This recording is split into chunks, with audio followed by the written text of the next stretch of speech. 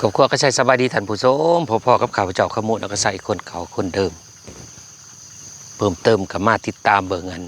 พักของเตะเถากี้นางโฮมก่อนท่านผู้ชมเบิ่งว่ามันสิงามแล้วบ่ ไปเบิ่งน้ำกันท่านผู้ชมเบิ่งเด้ออันนี้เพิ่นกำลังเคียมสิลงแต่เสาๆได้นี่นะเสาได้นี่นะเบิ่งท่านผู้ชมเบิ่งของเตะนะความมันงามก็ตึ้งโพดงามใดงามดีงามลีรอแดดถือย่ำหนึ่งเสานี่แห้งงามท่านผู้ชมเบิ่งไหมห้องเต้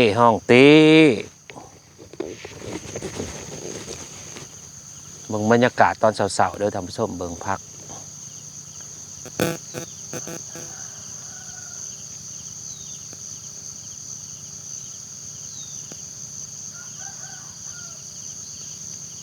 มันความมันงามตัว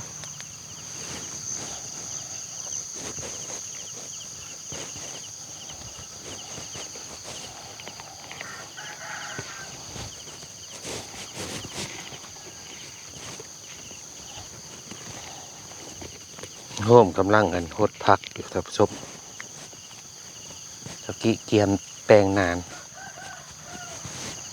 เกียมนาน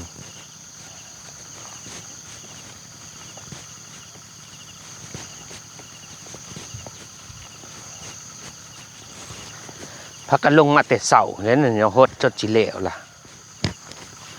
ขานเฮาว่าเฮามาเสา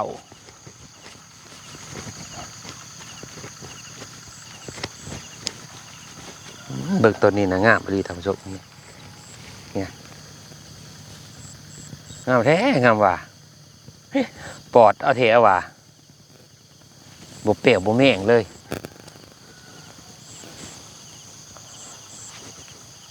เบิ่งทางนี้ก็ดีพี่เล็กผักบ่งนั่นบ่ทันเป็นโรคปานนี้วะโหมสิเอามื้อนี้วะโอ้เห็นเงินแล้วเนาะเห็นเงินบ่หรือราคาตกบ่ เท่าไรมื้อนี้สิเอาซ้ำมันต้นทุนก็บ่เนาะจัก85ก็บ่ได้เนาะโทษโอ้เบิ่งเบิ่งนี่ท่านผู้ชมมีค่าน้อยก็คือกันแม่นบ่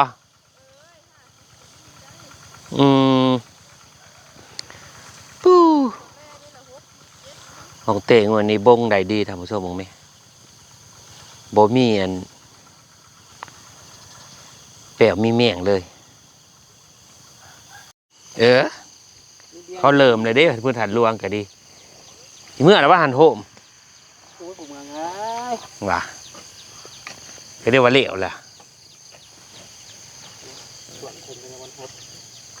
โอ้ยังตัวนั่นเนาะก็ยังบ่ทันซ้อมห้องเตะยังพระท่านเอาออกติโอ้มือนี้สิเอาอันนั้นมาออกวะเอาอันนั้นห้องอันนั้นห้องปีออกวะห้องปีออกมือ20,000จิ้มไม่ได้เด้วะจิ้มไปแล้วยังสิสอบเนาะ20,000เขาให้เท่าไร2,500เด้พอได้น้ำอันนั้นเนาะกิ2,500ไปตลาด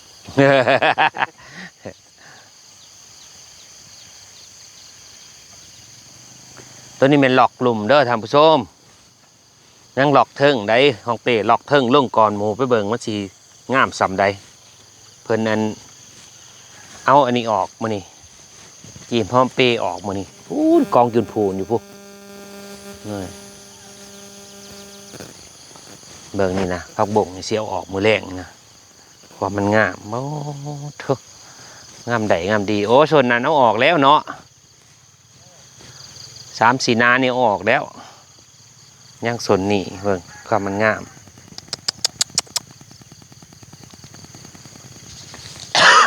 งามใดงามดีงามดี งามคักท่านผู้ชมโพด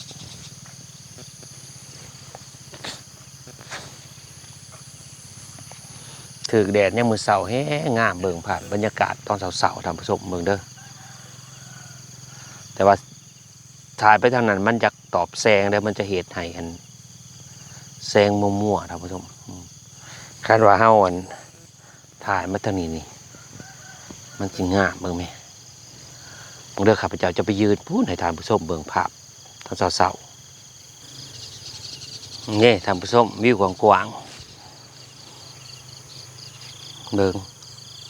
ว่ามันงามนะเพราะเธอขี้เหลือกขี้หล่ำงามไหนงามดี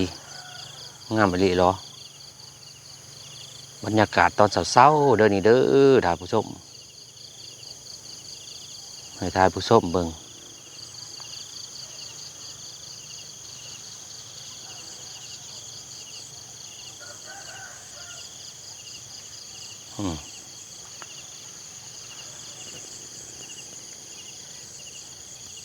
แล้วสิพาท่านผู้ชมไปเบิ่งอันห้องเต้ต้นลงใหม่ท่านผู้ชมโอ้โซนนั่น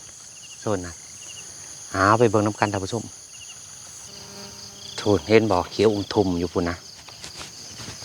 เขียวทุ่มอยู่พุ่นนะเห็นบ่ห้องเต้ลงก่อนต้นนี้ลงก่อนโซนนี้มันลงก่อนต้นนั้นท่านผู้ชมหนาตึ๊บเลยนี่เห็นบ่เบิ่งเอาความมันงามโอ้น้ำหมอกนี่ลงขากขนาดน้ำหมอกลงบันนี้พักงามขนาดได้นี่เบิ่งนี่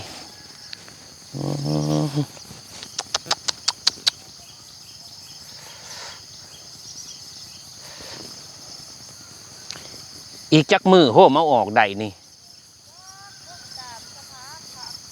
วะเออ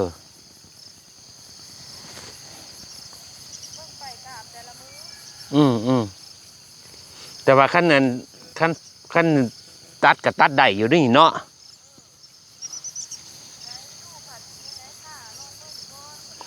เบิ่งราคาก่อนเนาะ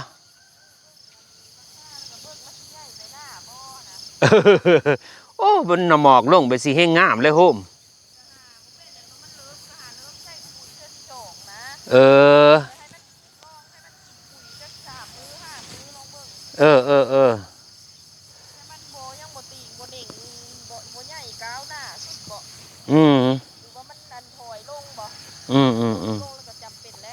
แมน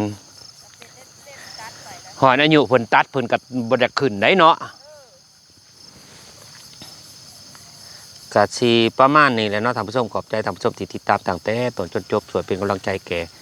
ครอบครัวนางโฮมในการเหตุการเกษตรและก็เป็นกำลังใจแก่ข้าพเจ้าในการเห็นคลิปโดยการกดไลค์กดแชร์กดติดตามในการส่งเสริมข้าพเจ้าไปในตัวกะชีขอลาท่านผู้ชมไปเพียงเท่านี้พบกันคลิปหน้าบ๊ายบาย